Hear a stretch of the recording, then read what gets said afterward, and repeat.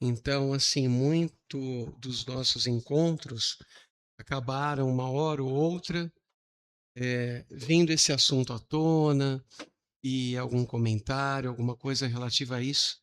Então, eu resolvi fazer uma mudança. Nós teríamos uma aula diferente, que seria uma parte mais científica da doutrina que nós iríamos realizar, mas vamos deixar isso para um outro momento.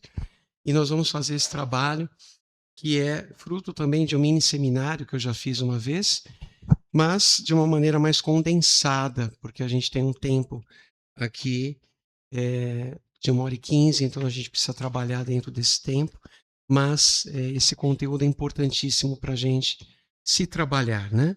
Trabalhar as nossas emoções, verificar o que nós estamos ainda eventualmente bloqueando em termos de energia, para que a gente possa se sentir melhor e entender realmente o que significa perdoar e compreender também a importância disso para que a gente realmente seja saudável e feliz. Então, esse é o propósito desse nosso próximo encontro. Depois, o outro, nossa festa junina. Então, vamos aí nos preparando, a Edi vai organizar o nosso encontro, nós vamos também fazer junto com o pessoal da evangelização infantil, então vai ser um encontro bem gostoso, uma festinha como todo ano a gente faz, bem agradável. Tá bom? Já se animaram, né? Tá vendo? Hoje é dia 11, dia 18, 25, né? Festa junina. E aí depois nós temos um recesso, ok? Voluntário ou voluntária para a leitura do Vida Feliz.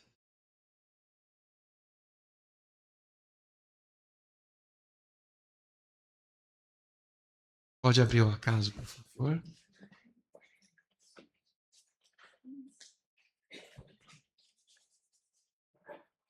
A quem cultive a verdade, tornando-a arma para agredir os outros. A verdade, porém, reflete luz, mirifica, aclaradora de incógnitas, que jamais fere ou aflige. É como o pão, que deve ser ingerido sem exagero. Ou como linfa, que merece ser sorvida na quantidade exata.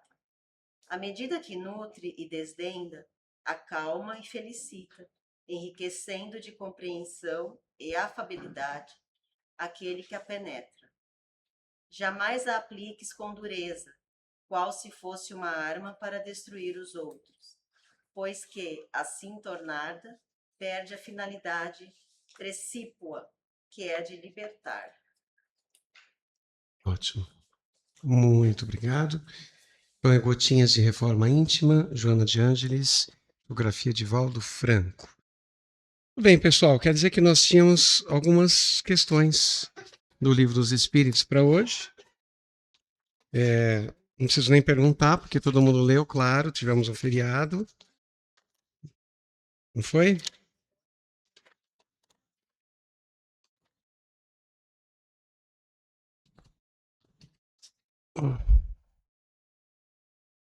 Então tínhamos aí penas e gozos terrenos, penas e gozos futuros. Questão 920 e seguintes do Livro dos Espíritos. E eu começo perguntando dúvidas sobre o conteúdo que foi passado para leitura.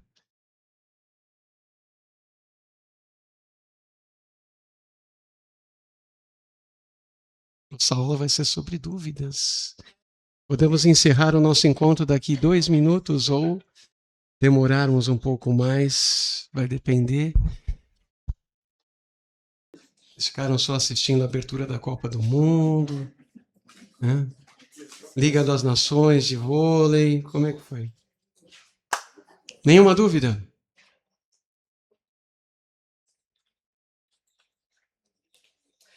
Tudo bem, vou mudar a pergunta.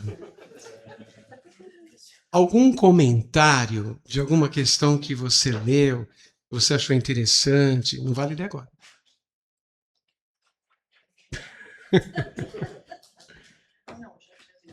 Uhum. Como é que é? Melhor ir lendo. É. A Sandra, eu acho que ela está com muita vontade de falar. Hã? Ficando com vergonha. Certo. Muito bem. Vamos fazer o seguinte: apaga tudo, faz de conta que o facilitador não perguntou nada. Voltamos aqui, então temos aí nossa festa junina dia 25 e a gente já segue para o nosso encontro. Quem sabe a salvação da lavoura está chegando? Uhum. Pessoal que está chegando, dúvidas sobre penas e gozos, terrenos e futuros? Nenhuma dúvida? Tudo sob controle. Tudo bem. Vamos lá. Renato, eu tenho. Tem? Foi falado sobre a doutrina do fogo eterno. Certo. Seria... Doutrina do fogo eterno é o que a gente aprendeu no catolicismo, né? Pessoal, eu quero só fazer um adendo importante. Nós, enquanto espíritas, estudiosos da doutrina espírita, o nosso olhar assim, para as religiões, ele deve ser o mais fraterno e respeitoso possível. Ok? Então, sempre quando a gente, em algum momento aqui no curso, nós precisamos falar sobre alguma religião, esse falar vai ser sempre com muito respeito, tá bom? É importante a gente dizer isso porque sempre nós temos aqui pessoas de várias religiões. Não são só espíritas que vêm ao curso. E é importante que nós, enquanto estudiosos, porque nós estamos estudando também para compartilhar, possamos sempre encontrar a ideia comum que há entre as religiões, tá? Para que não haja algo, o espiritismo é melhor, a outra é melhor. Não. Há caminhos que nos levam ao Pai e nós aprendemos na doutrina espírita que compreender esta doutrina nos ajuda a que nos esclareçamos de uma maneira talvez mais aprofundada do que outras religiões nos trazem, sobretudo os aspectos relativos à vida futura. Como é a vida em espírito. Isso há um hiato, né, nas religiões. A gente não vê, a gente não tem muito essa ideia, esta visão tão clara como a gente tem na doutrina espírita. Então, se a gente lê André Luiz, nós vamos ver a vida no mundo espiritual de uma maneira muito clara, muito precisa, nos mostrando toda uma realidade e uma vida de relação que existe. Né? Então, a evolução ela vai acontecendo no mundo encarnado, no mundo dos espíritos, sempre há a possibilidade do nosso despertar de consciência, do nosso amadurecimento espiritual, mas o espírito ele segue elaborando, ele segue aprendendo, ele segue jornada fora. Então, não há penas eternas, não há... Qual foi a pergunta? Doutrina do fogo eterno, né? Ninguém vai ficar eternamente ardendo no fogo eterno. Então, são visões que, de alguma forma, trazem uma consequência. Eu estudei em colégio católico, eu lembro que o padre ia na sala de aula dar aula de religião. E eu que ele falava, olha, você vai ser bom, senão você vai, né? Você vai para o céu. Se você não for bom, você vai para o inferno. É isso que ele falava. E é assim que funciona. Tá bom. Então, é uma visão que vai o quê? Engessar o processo evolutivo. Então, se nós estamos estudando as leis morais, estamos vendo que existe uma lei chamada lei do progresso. Lei do progresso. Então, a evolução é um contínuo. Correto? Então, nós vamos sempre evoluir.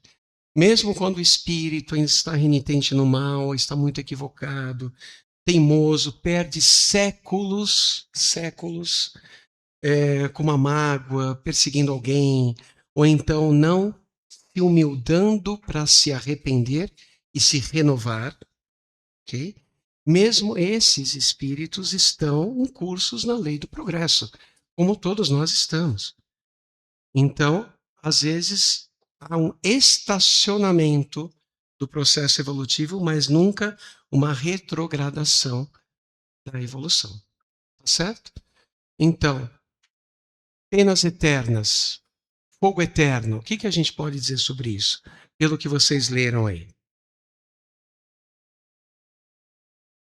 É assim que funciona? Não. O sofrimento do espírito vai até onde o espírito escolher sofrer. Por quê? Porque nós desencarnamos e nós desencarnamos com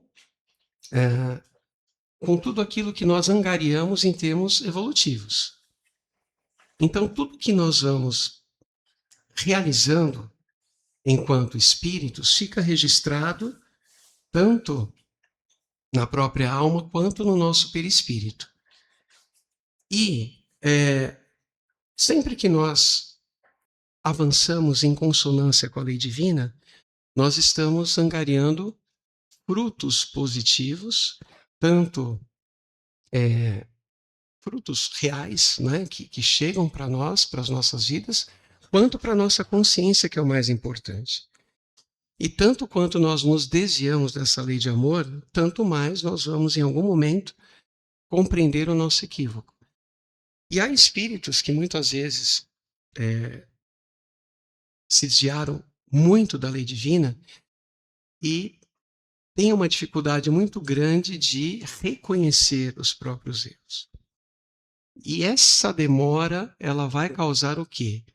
Uma demora também para que ele possa encontrar a luz dentro de si. Para que possa reencontrar o caminho do reequilíbrio. Porque a gente só repara, pacifica a consciência na medida em que reconhecemos uma falta, nos arrependemos de uma maneira sempre saudável, não é com autopunição, não é com culpa, é um arrependimento saudável, aquele, opa, me equivoquei. E a partir daí a gente repara aquela falta. Então esse é o processo de pacificação da consciência. Então há quem não está ainda disposto a esse movimento. Por quê? Porque provavelmente vai ser um caminhar penoso para esses espíritos que se equivocaram muito. Vão ter que se redimir perante a própria consciência e passar por provas e expiações, muito que provavelmente bastante difíceis. Então, quanto mais tempo o espírito permanece assim, nesse estado, maior é o tempo de sofrimento. Mais tempo ele estará em regiões densas no mundo espiritual. Né? E isso pode ter uma ideia de eternidade. Fogo eterno é um sofrimento eterno. Não é eterno, uma hora vai ter termo, vai terminar isso. Mas enquanto não houver um movimento interno de fazer diferente, aquele sofrimento persiste. Enquanto houver aquele padrão vibratório, o espírito estará na região do mundo espiritual compatível com aquele padrão vibratório. Respondi? Tá? Então, em algum momento, ou é uma reencarnação compulsória, alguma coisa acontece porque estamos em curso na lei de progresso e o espírito ele vai sair daquela situação. Então, Deus é tão bom. Certo. O quê? Essa questão do fogo eterno pode ser encarnado também, está numa situação. É uma forma simbólica de a gente entender o que algo ruim dentro de si. Por quê? É como nós estamos internamente que vai ditar o local no mundo espiritual que nós estaremos. Então eu posso estar aqui encarnado, mas estar vivendo um inferno interior. O sol pode estar brilhando e lindo, mas eu posso estar vivendo um inferno interior. Então, enquanto isso não se modificar internamente, essa paisagem interna vai permanecer. Tá? Tudo bem? De onde nasce o desgosto da vida que se apodera de certos indivíduos sem motivos plausíveis? Então a gente vai começar falando um pouco sobre a questão do suicídio, que é um tema um pouco mais denso. Depois a gente vai mergulhando aí para outros estudos um pouco mais leves, tá bom? Muito bem. efeito da ociosidade, da falta de fé e muitas vezes do tédio. Então, o que acontece? Todo mundo vem à Terra com uma missão, com um propósito, com um planejamento, ainda que mínimo. Estamos todos dentro da lei do trabalho. Leis morais, não passamos pela lei do trabalho. Lei do trabalho é uma lei da vida. Então a criatura, ela se eleva espiritualmente com o trabalho. Ela se renova com o trabalho. Ela alcança, no caso materialmente falando, a dignidade com o trabalho. Ela participa da obra da criação, que é a nossa primeira missão na Terra, por meio do trabalho. Então estamos todos participando desta obra da criação. Qual o objetivo da encarnação? Nós somos partes desta obra do Criador. Então nós temos como tem cada formiguinha que a gente vê no formigueiro, carregando a sua folhinha, a sua função, a sua importância e a sua necessidade de cooperação. Isso é da lei. Assim como é da lei amar, é da lei o trabalho, porque é assim que a gente desenvolve a nossa inteligência. O espírito não avança nessas duas asas, moralidade e inteligência? Então, é a partir do meu estudo, a partir do meu conhecimento, é a partir do meu trabalho que eu vou evoluindo intelectual e também no sentido da inteligência, aprimorando a minha inteligência. E esse aprimoramento vai me dando maiores subsídios para trabalhar os aspectos morais que eu preciso renovar. Ok? Então, quando o espírito não está nesta proposta que lhe cabe, entra esse tédio, essa ociosidade. Ninguém veio à Terra para ser um estorvo, ou então para permanecer no ócio. Nós viemos com um objetivo muito bem definido. É a mesma coisa, alguém que decide ser mãe ou pai e não exerce a maternidade e a paternidade.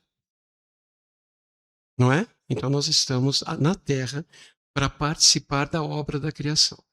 Então não importa o trabalho, não importa que tipo de trabalho, importa um trabalho que seja digno, que seja nobre, não é? Honesto, e isso promove o nosso desenvolvimento espiritual. Quando o espírito ele entra numa fuga psicológica, alguma problemática que ele passa na vida, uma prova difícil, uma expiação complexa, às vezes ele pode sucumbir, ele pode não ter forças para seguir lutando. Mas não que ele não tenha como ter forças. Muitas vezes é a escolha em jogar a toalha. Por quê? Todos temos um amparo espiritual muito grande, temos não só os nossos mentores individuais que nos assistem o tempo todo na nossa jornada, mas também outros mentores que nos ajudam e muito. E muito.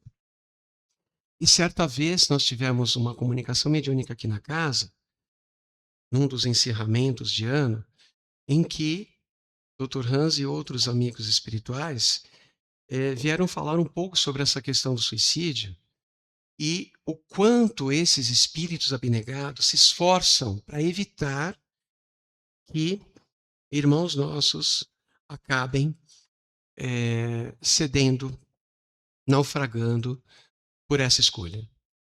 E alguns eles conseguiam, outros os apelos eram inaudíveis e um desespero, não um desespero, mas um pesar muito grande da espiritualidade. Por quê? Porque as consequências são muito penosas, né, quando se comete o suicídio. Tá? Então aqui está dizendo, né, tá introduzindo o assunto. De onde nasce esse desgosto? Então, Precisamos trabalhar as nossas potencialidades divinas, certo? E a fé é uma delas. A fé, a esperança, porque por provas, por situações delicadas, todos passamos. Agora, como passar? E aí que está exatamente, né, o nosso teste, ok? Para aqueles que exercem suas faculdades com objetivo útil e de acordo com as suas aptidões naturais, o trabalho nada tem de árido e a vida passa mais rapidamente. Então, trabalhar é bom. Trabalhar é da vida. E quanto mais nós nos encaixamos num, num trabalho de afinidade, num trabalho em que nós, ou se não temos tanta, mas que passamos a valorizá-lo, a entendê-lo como muitas vezes um aprendizado importante, ou algo que nos motive, esse trabalho passa a ser um flow, que nós chamamos, né? Estudiosos da inteligência emocional falam de flow, quando nós entramos naquele flow da atividade em que a hora passa, a gente nem vê que passou, né? Então, o convite é justamente que nós encontremos esses labores também que possam nos ajudar a nos desenvolvermos e termos alegria e prazer com aquilo que estamos realizando. Ele suporta as atribulações com tanto mais paciência e resignação, quanto mais ele age em vista da felicidade mais sólida e mais durável que o aguarda. Não é? Então, conhecer a doutrina espírita nos ajuda o quê? A termos recursos para passarmos melhores pelas nossas provas. Com mais paciência, com mais serenidade, com mais resignação, sabendo do amanhã que nos aguarda. Sabendo da nossa destinação enquanto espíritos. Então, temos essa ciência de onde viemos, o que estamos fazendo e para onde vamos.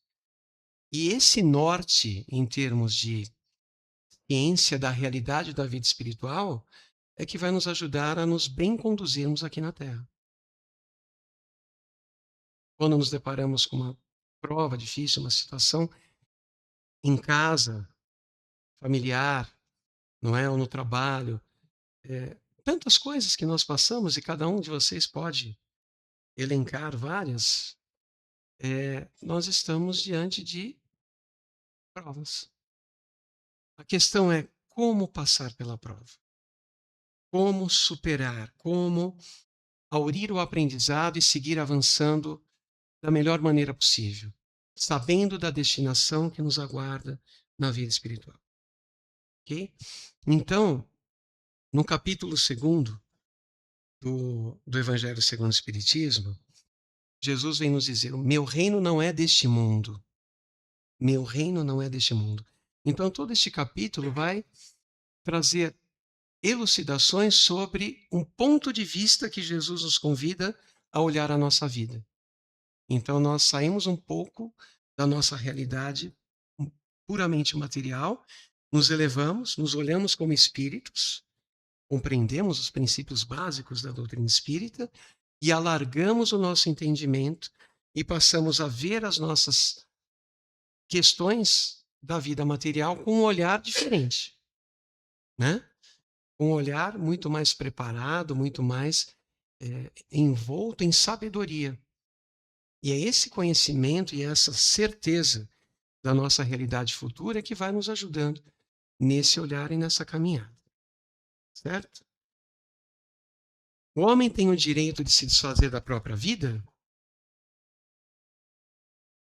Não tem, né, gente? Só Deus tem esse direito. O suicídio voluntário é uma transgressão dessa lei. Sempre um ponto importante que a gente precisa considerar. Às vezes, há casos de suicídio na família. Como a doutrina espírita vai entregar esse conhecimento? Há responsabilidade, como tudo que nós fazemos, há responsabilidade. Mas não há penas eternas, não há o fogo eterno. O espírito, ele vai passar por determinadas situações naturais, como consequência, mas ele vai recobrar gradativamente o seu equilíbrio. Tanto é que num desses encontros que nós tivemos, veio uma mensagem pela psicofonia, né, a mediunidade da fala, de um estudante, porque nós não estamos sozinhos aqui. Para quem acha, né, já vou dizendo que não estamos. Temos vários estudantes do mundo espiritual aqui com a gente. E um deles, ele relata o quanto o estudo foi ajudando no reequilíbrio dele, porque ele havia passado por essa situação extremamente difícil. E ele estava reencontrando alegria, ele estava reencontrando paz, calor, né?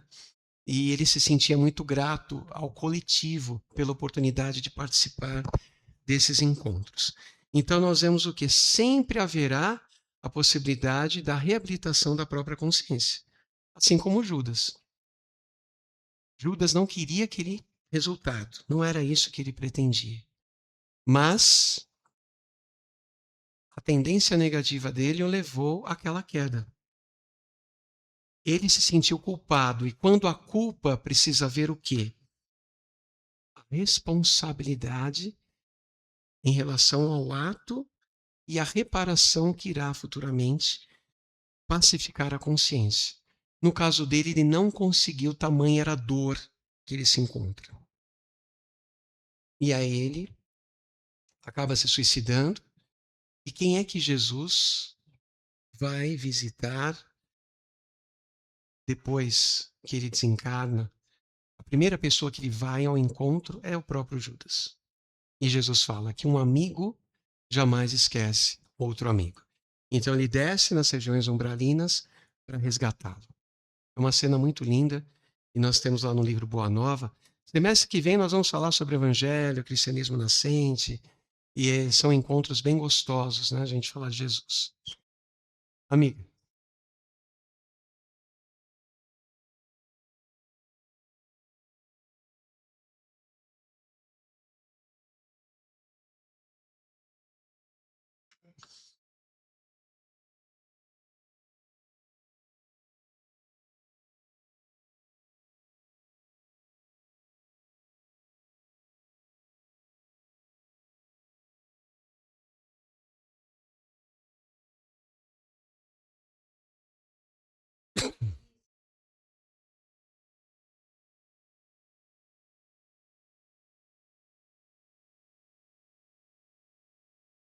Uhum,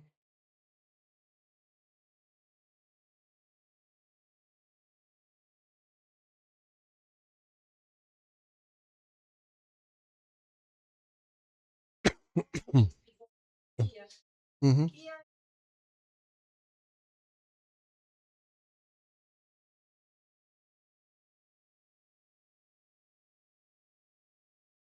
uhum,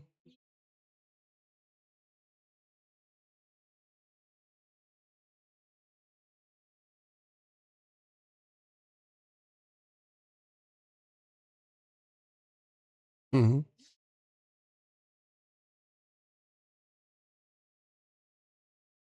Sim, é. E não dá. Porque cada caso é um caso e cada circunstância que levou ao mesmo ato, né? Várias pessoas diferentes, circunstâncias diferentes, e só o olhar divino realmente para verificar a situação de cada espírito, né? Mas a gente vai falar um pouquinho sobre isso, da consequência natural do suicídio. Por que que há um sofrimento, ok? Mas há também esses atenuantes, né, que podem ajudar esse processo posteriormente, e outros que não. Às vezes o espírito precisa passar. E ninguém vai passar o que não precisa passar. Então é interessante que a gente começa a obra de André Luiz, o estudo do livro Nosso Lar, ele desencarnando, e ele é tido como suicida inconsciente. né? Então ele abusou dos vícios, enfim, ele malbaratou a saúde, isso como médico. E o que que vem agravar a situação? O conhecimento dele, né? Porque quanto mais conhecimento a gente tem, mais responsabilidade também a gente se encontra com ela e a gente não tem o que fazer. A gente sabe as coisas. E o que acontece? A grande dificuldade dele foi dissipar essas energias oriundas da culpa, né? Então, por que que ele ficou um tempo nas regiões mais densas do mundo espiritual? Porque ele precisava drenar todo esse estado interior de culpa, de sensação de tempo perdido, de alguém que morreu, mas se encontrava vivo e muito vivo. Então era ele com a consciência dele. E tudo aquilo acabava trazendo uma pungente dor ao espírito. Então ele fica o tempo que é necessário até que ele consegue, num momento de muita angústia, um sofrimento que ele já não aguentava mais, ele abre o coração, faz uma prece sincera e aí ele consegue ser resgatado. Mas depois a gente vai observando que a espiritualidade amiga sempre esteve ao lado dele. Só que ele se encontrava num padrão vibratório que o colocava naquela região naturalmente, isso é física. Então, existe a lei de gravidade? Existe a lei de gravidade, certo? Ok. Para o espírito é a mesma coisa, porque o nosso corpo espiritual ou perispírito tem um peso. Por isso que tem uma propriedade do perispírito chamada ponderabilidade. Esse peso é como se fosse algo que estivesse também suscetível à lei de gravidade no mundo espiritual, conforme as regiões mais densas ou mais sutis. Paulo de Tarso desencarna e ele alcança uma região bastante elevada no mundo espiritual.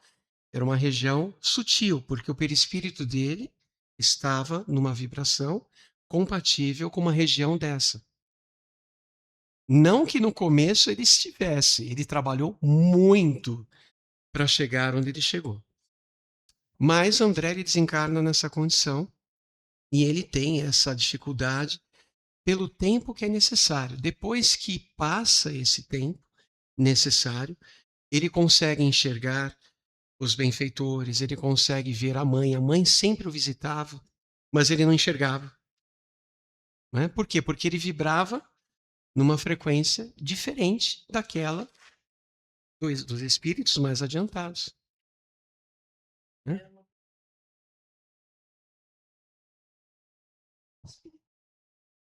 Sim, tudo isso. E aí você acaba não tendo uma clareza do que acontece após a morte do corpo. E você desencarna e você se depara com uma realidade que é vida. Só que é a vida com a consciência daquilo que se trilhou na encarnação. Então, houve essa dificuldade? Houve. Foi taxado e considerado um suicida inconsciente? Sim. Sofreu as consequências disso? Sim. E ele foi superando, foi sublimando, foi avançando, foi trabalhando as suas questões, trabalhando o perdão, o desapego, né? Porque ele ainda tinha muito apego à família. E aí ele consegue perdoar o segundo matrimônio da esposa. E aí que ele consegue volitar, porque ele não conseguia nem. Né? A volitação é o espírito, né, que percorre o espaço.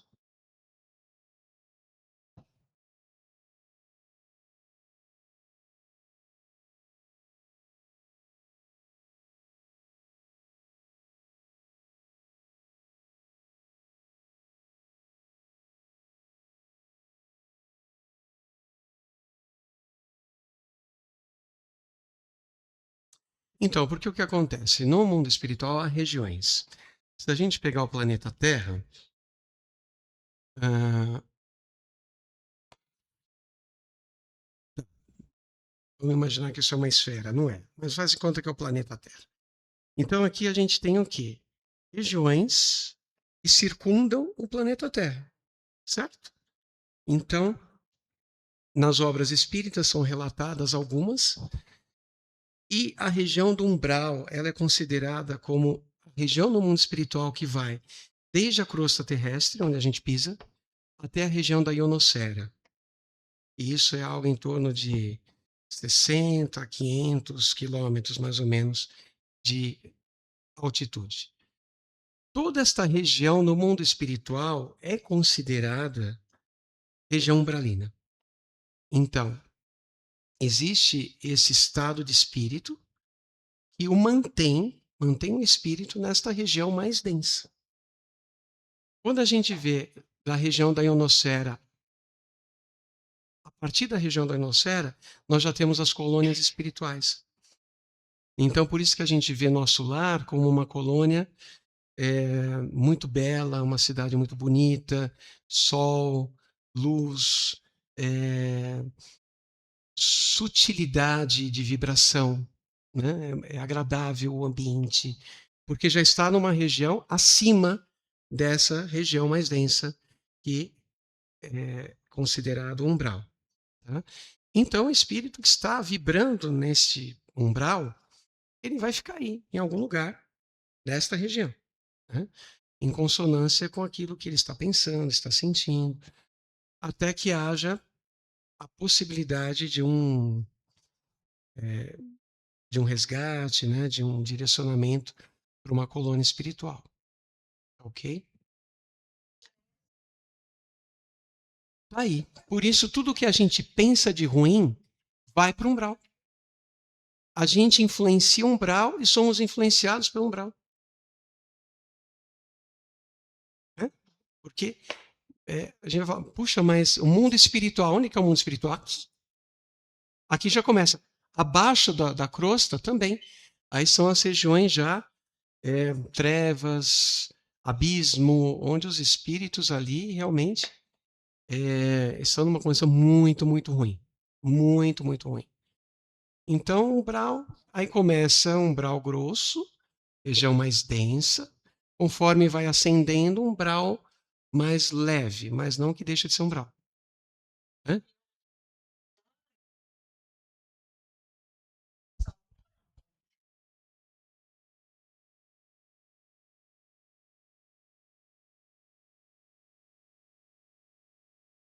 Então, às vezes, por exemplo, se a gente não está bem, vai dormir com raiva, vai, né, sem uma preparação, aí você desdobra, sai do corpo físico. E aí você vai, de repente, estar numa região aqui mesmo. Uma região aqui mesmo. Você fala, nossa, eu acho que eu fui, sei lá, para. Não, aqui mesmo. Para algum lugar compatível com aquela frequência que a gente estava. Né? Ou com as companhias que a gente escolhe. Enfim, essa é a vida. Né? E a gente tem só saber sintonizar. Então, o que, que acontece? Numa questão em que o espírito está em depressão, está passando por uma série de questões, ele está numa condição vibratória baixa. E muitas vezes a espiritualidade, como tem uma vibração mais sutil, embora ali tentando estabelecer uma comunicação, tentando estabelecer uma ajuda, às vezes ele não está receptivo àquela ajuda. Por isso que entra o aspecto fé. Mesmo nas dificuldades, a gente não deve deixar de orar, não deve deixar de fazer evangelho, não deve entregar os pontos, porque aí fica mais complicado. A nossa vibração cai e a gente acaba atraindo espíritos na mesma vibração. Ao passo que, se a gente não está muito bem, é aí que a gente precisa realmente buscar os recursos do alto. Buscar esta força da oração, esse presente que Jesus nos ensina, fazer a conexão com os bons espíritos e buscar a superação, porque a gente pode. A gente pode. Então, ninguém aqui que se suicidou estava no projeto reencarnatório suicídio. Ninguém. É o livre-arbítrio. E acabou sucumbindo.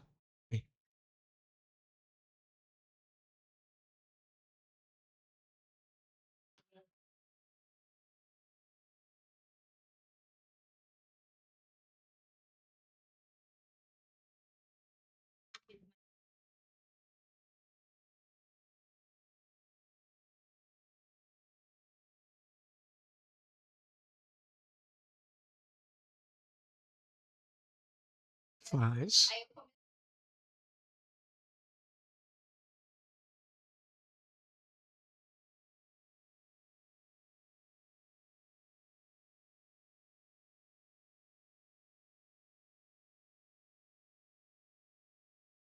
É. Quando a gente fala tá aqui, não é que tudo é umbral. Por exemplo, você está numa estrada, né? Você está numa estrada, você está vendo várias paisagens. Mas dentro daquela estrada há núcleos, agrupamentos de espíritos, né? Que estão naquela frequência, com aquelas afinidades, e assim vai. É uma paisagem, né? Mas começa a ficar bom a partir dessa dimensão ou região das colônias espirituais. E aí, para cima tem mais coisa, né? Tem outras regiões mais adiantadas ainda, que a gente tem algumas referências, a gente pode até, no semestre que vem, fazer um encontro específico para isso.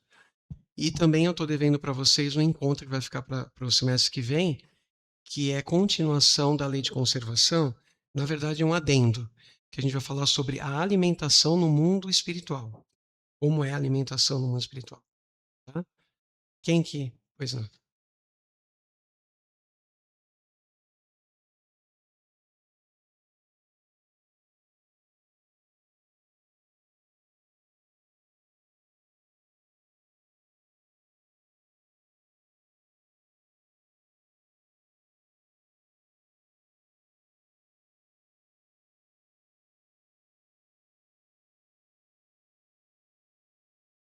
Hum.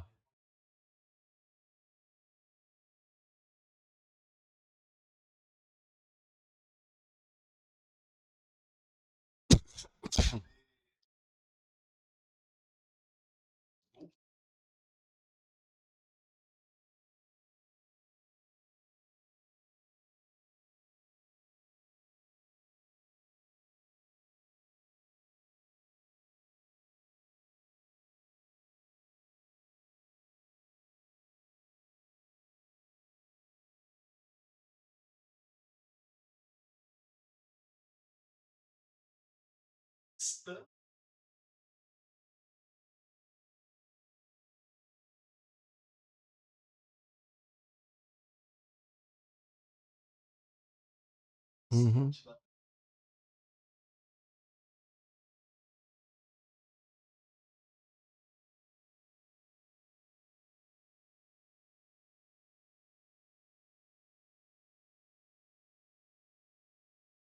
É.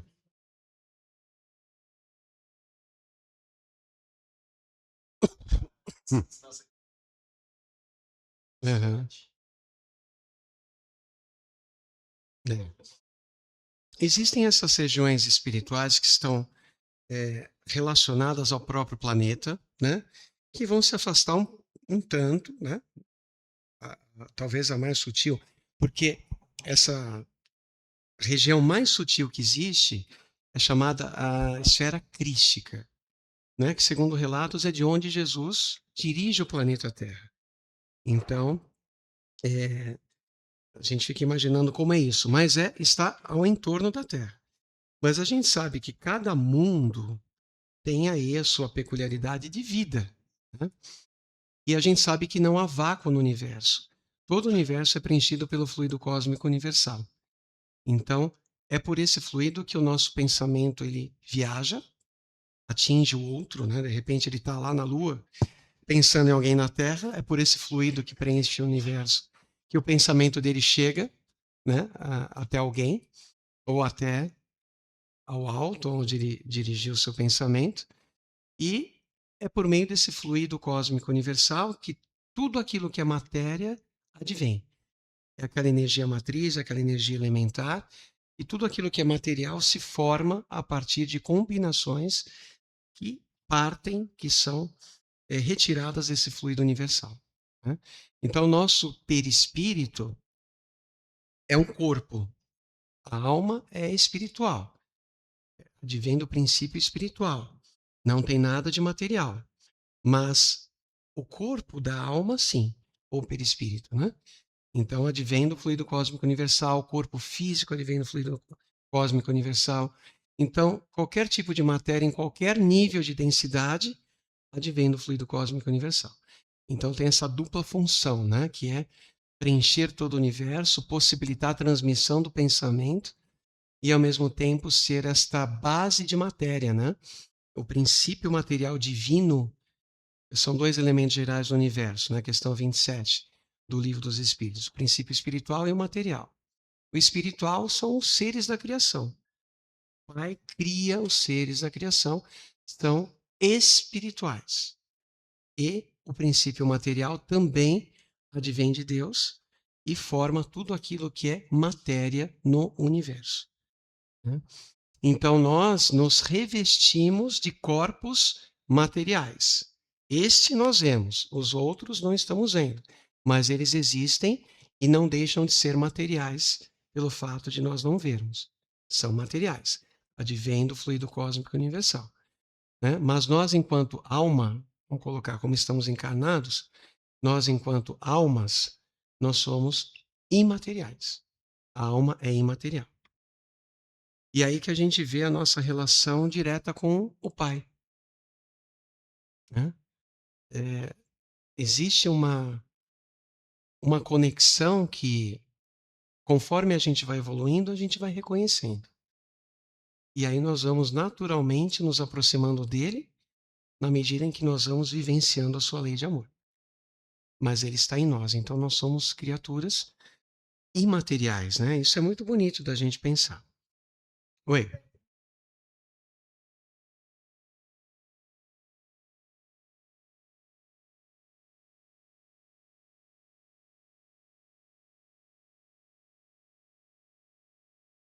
Pode sim. Chico Xavier fez uma excursão a Marte. Lógico, assistido, né, pelos espíritos, mas ele fez e viu e conheceu e reconheceu um planeta mais adiantado que a Terra. Então lá existe vida? Existe. Só que os corpos não são materiais como os nossos. É uma outra dimensão, mas a vida. Imagina, a gente olha para o sistema solar, não precisamos nem olhar mais para frente, né? E nós vemos os planetas, tanta beleza, tanta matemática desse bailar, né, dos orbes, e achar que não há vida, achar que é só a Terra, né, privilegiada.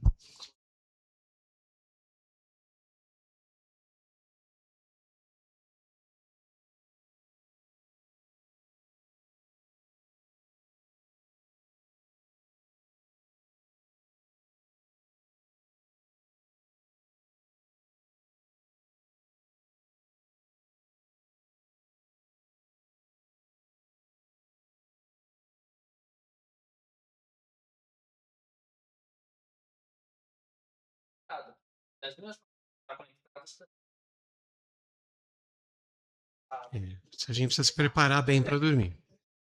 Em geral, quais as consequências do suicídio sobre o estado do espírito? 957. As consequências são muito diversas. É o que estávamos falando. Não há punições determinadas e, em todos os casos, elas são sempre relativas às causas que o produziram. Contudo, há uma consequência da qual o suicida não pode escapar: é o desapontamento. De resto, o destino não é o mesmo para todos, ele depende das circunstâncias. Cada caso é um caso.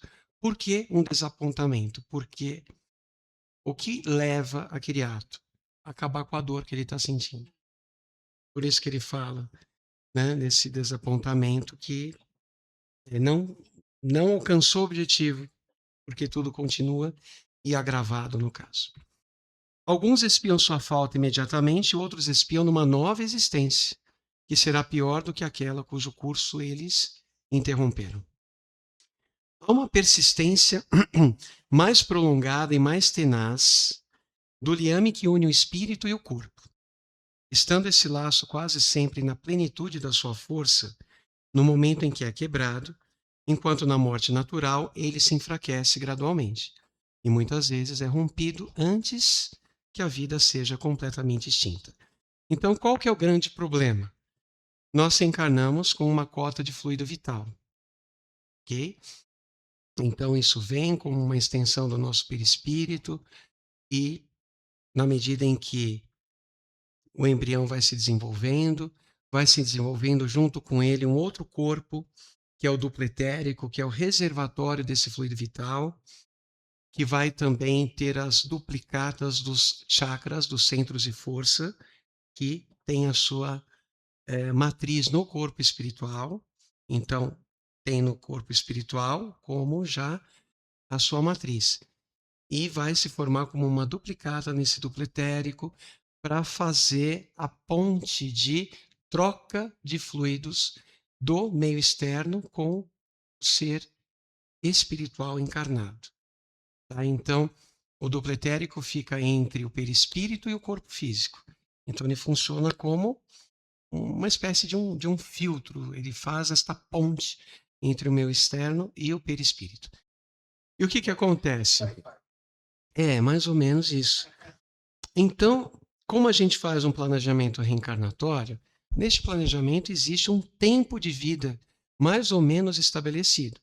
Mais ou menos. Então, há quem, de repente, vai viver 30 anos, pela necessidade daquela encarnação, avaliando o passado, avaliando uma série de circunstâncias. Então, de repente, o tempo de 30 anos. Então, esta cota de fluido vital é de 30 anos. Não é de 40, é de 30. Alguém que vem aí para, olha, viver bem 80 anos. Às vezes a gente vem para viver 80, mas a gente acaba maltratando, né, o jumentinho, porque, né, tem uma cena na peça Francisco e Clara, e Francisco de Assis fala do jumentinho. E alguém já viu a cena do jumentinho? Tá bom, então depois vocês vão assistir alguma apresentação, a gente coloca no grupo para vocês irem. Então ele maltrata o corpo, né? Dia 21. Dia 21. É...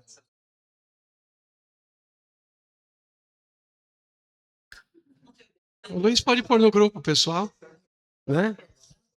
Pode pôr. Aí estão convidados a irem aí assistir. Muito bem. Então, 80 anos.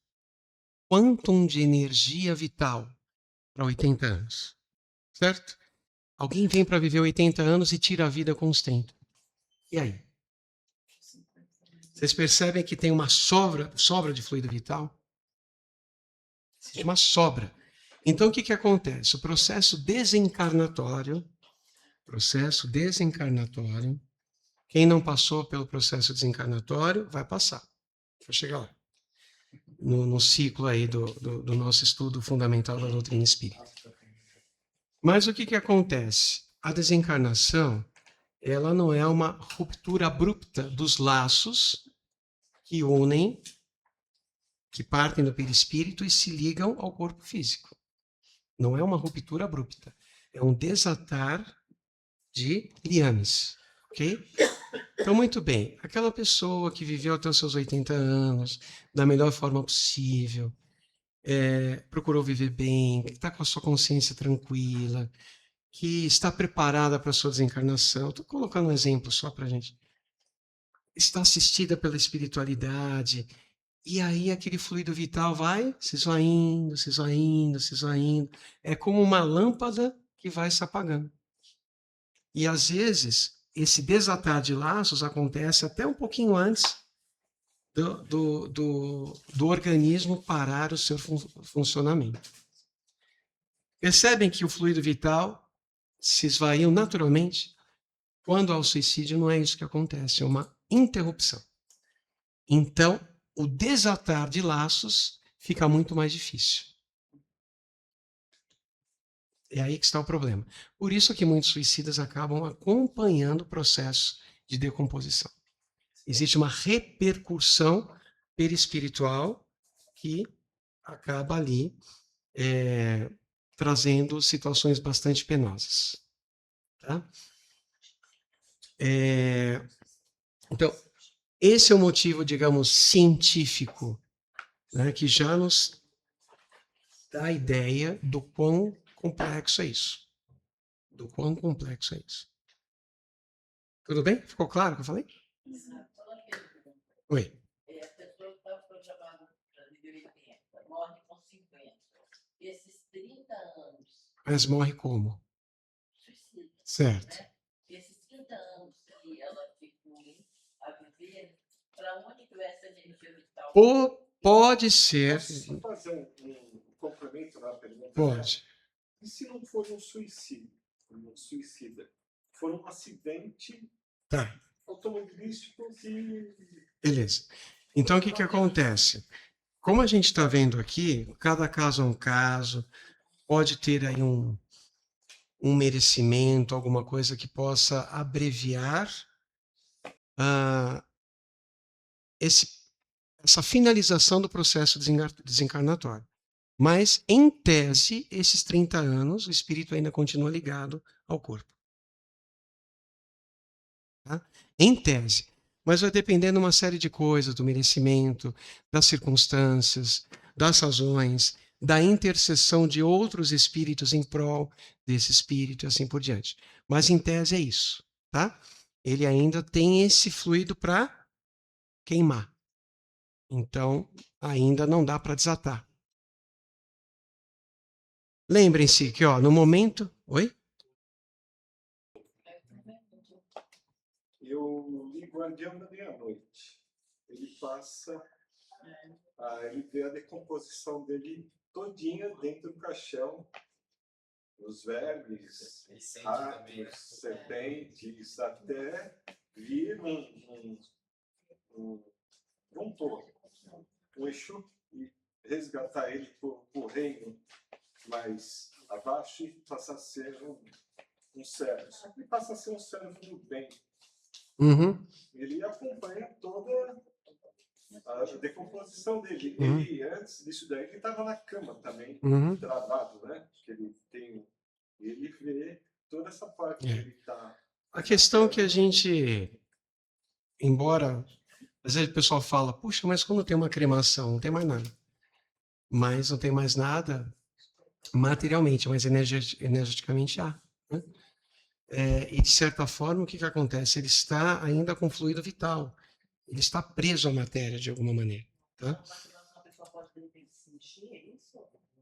Se ainda está preso do corpo e a pessoa se matou e é queimada, ela pode estar sentindo assim? Pode ter alguma repercussão, sim. Física? Não, não física. O corpo pereceu, mas o perispírito tem as suas... O perispírito tem toda a sua sensibilidade global. O perispírito sente. Né? É um corpo. O perispírito é como se fosse corpo físico. É a matriz. Então, o perispírito ele pode sentir essa repercussão. Tá? Então, por exemplo, tem espíritos que desencarnam numa condição de muito frio, gelo, e já saíram daquele estado, mas quando se encontram numa reunião mediúnica, relatam que estão com muito frio, estão sentindo.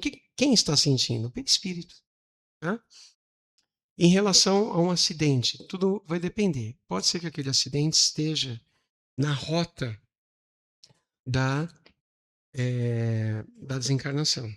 Tá? Aquilo pode já ter sido, de alguma forma, previamente estabelecido.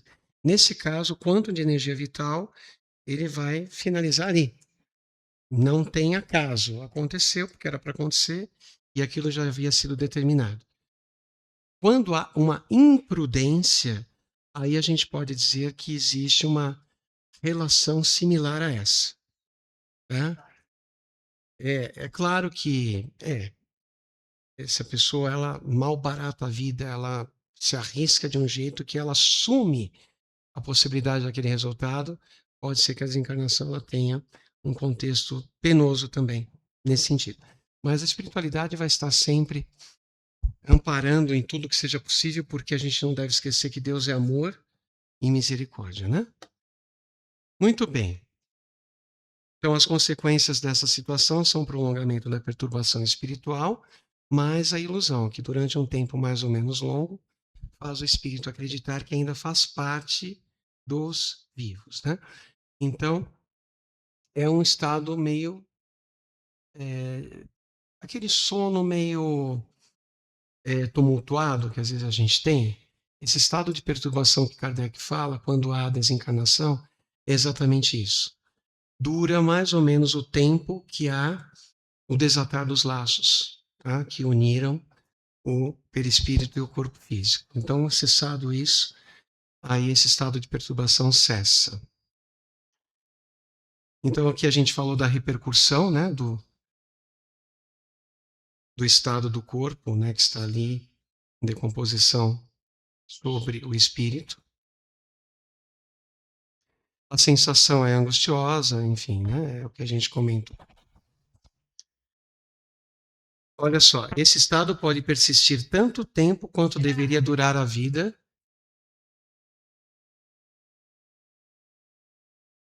Tá tudo bem? Tudo bem, eu já vou aí. Olha só, esse estado pode persistir tanto tempo quanto deveria durar a vida que eles interromperam. Pode, ok? Pode. Não quer dizer que será assim, mas pode durar todo esse tempo. Mas não. Posso ajudar? Faz meia hora que ela tá te chamando. Sério? Tem pensamento? Perdão. Pois não, pode falar. Não, ainda assim, e para mim o espiritismo, ele, apesar de esclarecer muita coisa depois, ele traz uma responsabilidade atual. Para Uhum. mim é muito atual.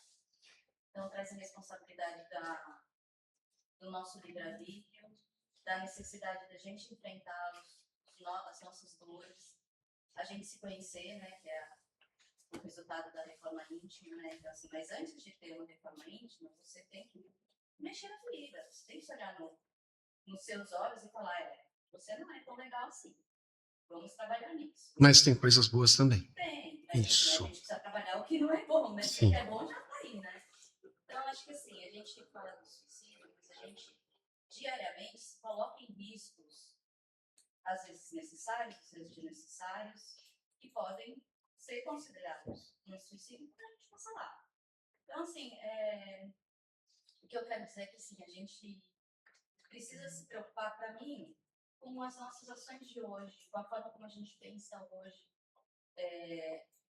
Não tanto como isso vai repercutir lá, porque lá são outros critérios que serão, né? Então, a gente tem as leis naturais de Deus que a gente precisa entender, a gente precisa se olhar e assumir realmente a nossa vida e colocar em prática tudo isso que a gente aprende. E eu acho que, assim, a parte do suicídio, tanto para a pessoa, eu acho que é muito triste, assim, em todos os aspectos, né? Com família, é um peso muito grande. Eu tenho conhecidos que passaram por isso, né? E é uma vida trabalhando essa situação. Mas também eu acho que a gente, às vezes, não quer enxergar tanto nas nossas dores, que vai provocar isso na gente, como nas pessoas que estão à nossa volta. Ninguém decide de uma hora para outra. Não acorda no dia e fala, hoje eu vou. É um processo. A pessoa entra num processo de desgosto da vida, e isso é perceptível para quem quer ver, né? Dos olhos que querem ver. Uhum. Então, assim, eu acho que isso é o ápice de uma dor que não é só própria, é uma dor que você vê que ninguém te enxergou durante uma vida. Então, assim, é uma forma de você se fazer, né, quando acontece, fazer notável, né, por problemas próprios. Porque assim, a gente entende que a dor é inevitável de acordo com o seu grau de instrução, né, de evolução. E a dor, ela é educativa. Mas o sofrimento, a forma como você encara isso, é opcional. Uhum. Né, de acordo com o que a gente aprende e tal. E às vezes a gente começa a ler e aprender, mas não internaliza. Acha que tudo isso é muito lindo, e a gente quer isso sempre no nosso lar, né, que é fugir do umbral, mas às vezes a gente ou as pessoas à nossa volta estão vivendo um umbral vivos. Uhum. E a gente precisa ter essa percepção, enquanto pessoas, né, próprias, de se enxergar nas suas dores e exaltar o que é bom, porque isso fortalece, né? Te fortalece em batalhar. E enxergar o nosso próximo, nosso filho, nosso marido. Porque, às vezes, o dia a dia vai demonstrar esse esvaziamento de alegria, de vida, de vontade. Isso. Obrigado pela sua colocação. É isso. Na verdade, se a gente avalia o ser humano como um ser divino, imaginem, é muito complicado para um ser divino viver uma vida apartado da sua realidade paternal, não é? E às vezes a gente escolhe isso. E eu acho tão bonita a doutrina, porque a doutrina ela não traz a ideia do espiritismo como, olha, esse é o caminho. Não. É um caminho bom, né? Para quem tiver, como Jesus dizia, olhos de ver, ouvidos de ouvir, assim como há outros bons caminhos. Mas André Luiz ele diz assim numa das obras que o grande mal da humanidade é esse apartamento, né? Deixar de lado o seu aspecto espiritual e não buscar de alguma forma um alicerce religioso, seja qual for, seja qual for. E a gente tem que incentivar, né? Pessoa, nossa, eu tenho uma prima que ela é simpatizante do espiritismo e virou evangélica. Falei, tá ótimo, você tá feliz, tá? Né? Tá fazendo sentido para você? Você está se sentindo mais fortalecida, você está tendo mais disposição para as lutas, para os embates, nossa, eu tô e tal. Então segue, vai por aí. A gente tem que ir para algum lugar. Não dá para ficar assim, né? Porque às vezes vem um embate da vida, e aí? É nessa hora que a gente tem que estar, eu tô lá com o padre, eu sinto o calor do coral, né? Aquela coisa da igreja, o calor, as palavras, todo aquele envolvimento, eu me sinto bem, vou lá, recebo a hóstia, vai, se entrega, né? Se conecta, busca, porque a espiritualidade está em todo lugar, está em todo lugar, e a gente tem que incentivar isso, né? Às vezes ficam aí as pessoas meio que competindo. Porque o meu dogma é assim, meu entendimento é aqui. Gente, a vida está aí, todo mundo está passando por provas, todo mundo está passando por expiações, né? A gente tem aí algo a completar na Terra, senão não estaríamos aqui. Então vamos pegar tudo que a gente tem, trazer para o coração e viver da melhor maneira possível. É isso que a gente tem que fazer. Onde eu vou me afinizar? Cada um vai se afinizar onde pretender, e está tudo bem. É isso que a gente tem que pensar, né? E é isso. A gente vai terminando por aqui para a gente não avançar no horário. Tem muita coisa no Livro dos Espíritos. De repente, se alguém leu uma questão, não entendeu, pode mandar no pessoal. Falar, isso aqui ficou confuso, fiquei com dúvida. Né? A hora que eu tiver ali um tempinho, eu vou responder. Se eu souber, senão eu pergunto para o Leandro, está tudo bem. E a gente vai tentando esclarecer, porque é aquilo que eu comentei com vocês, né? O estudo precisa ser aquela via de mão dupla. Precisa ter a leitura, o entendimento. Bom, isso eu entendi, isso eu grifei, tá legal. Isso eu fiquei com dúvida, vou perguntar, porque senão a gente vai ficar com dúvida. Vamos perguntar para alguém, né? E nem sempre também a internet responde direito. A gente pode perguntar tudo, tem resposta. Se a resposta está correta, né? É outra história. Então, fica o convite para leitura, fico à disposição também para a gente esclarecer eventual questão, tá? Ou dúvida. Fica...